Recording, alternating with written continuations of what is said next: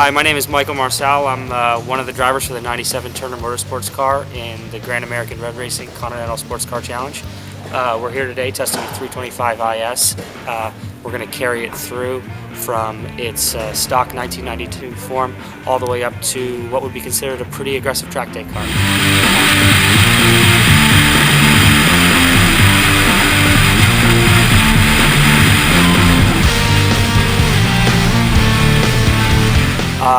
My initial thoughts on the car were that it was much more enjoyable to drive than expected. There was brake fade after the first lap, and there was a lot of understeer going into corners, but the car was surprisingly predictable. Definitely hard. There's a lack of grip due to the old tires on the car, and it's a little underpowered, being it's a 190,000 mile engine. But overall, it was a good couple of outlaps, and let's see what happens with the next set of modifications.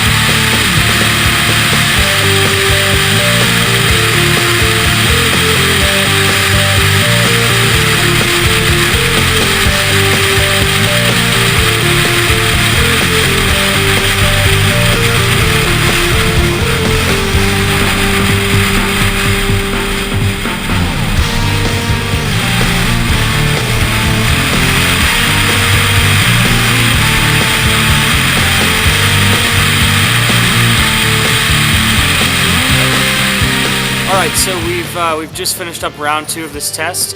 We installed cobalt pads and upgraded rotors and brake lines on our 325 IS, and there's a massive improvement in the lap times. I think it was overall about 1.5 seconds. I expected that braking was going to be better. Brake fade was minimal.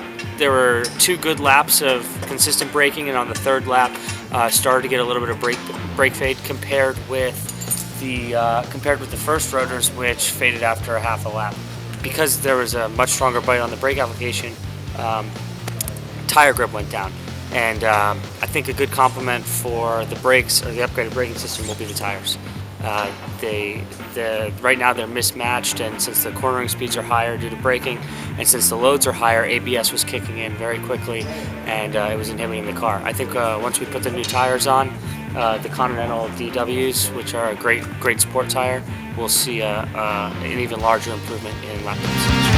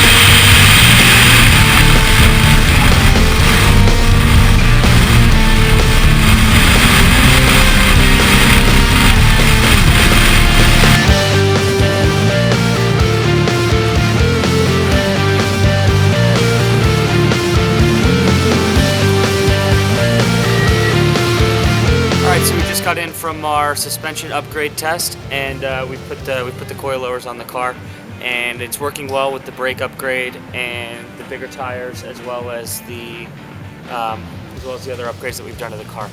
There's a major reduction in body roll, significant increase in handling, and the overall feel of the car, the connection with the road was there. much more than it was with the previous items that we had installed. Overall, the car is really starting to feel like a good track day car. And once we get a nice exhaust on it and a chip, we'll get a little more power and it should be good to go.